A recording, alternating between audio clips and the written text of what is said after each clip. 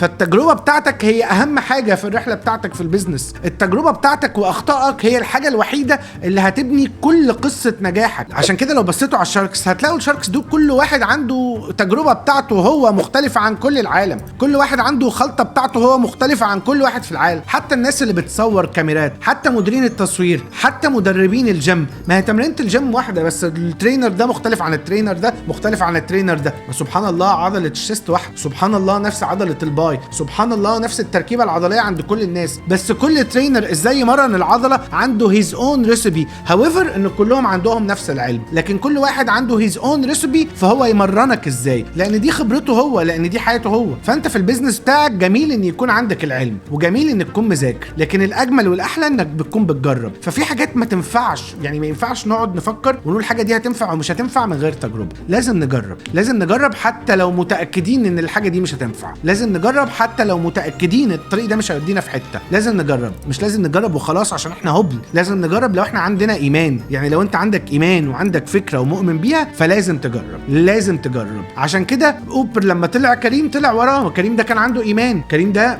كل اللي عنده كان عنده ايمان، كان عنده تجربه بتاعت واحد وكان عنده حاجه حد عملها، بس الراجل بتاع كريم ده كان عنده ايمان بس ان هو يبقى مختلف، ان هو يبقى اسمه كريم حتى على الاقل ما يبقاش اسمه اوبر. قال لك يا عم انا هكلم بتوع الميدل ايست، انا زيهم، اسمي كريم وهم كريم، صباح الفل، فانا هجرب. فهو كان عنده ايمان، كان عنده علم وثقافه وقرا واشتغل على نفسه، بس كان عنده ايمان ان البروجكت بتاعه مختلف بيه بقى، مختلف باسمه، عنده فاليو بروبوزيشن مختلف اند سو اون. فلازم في البيزنس بتاعك وفي حياتك وانت موظف وانت بتعمل اي حاجه ريليتد بالبيزنس لازم يكون عندك ايمان بان تجربتك ممكن تنجح، ولازم تجرب. صباح الفل. لو عجبك الكلام ده اعمل لي كومنتس هنا تلاقيني بطلع لك تاني كل يوم.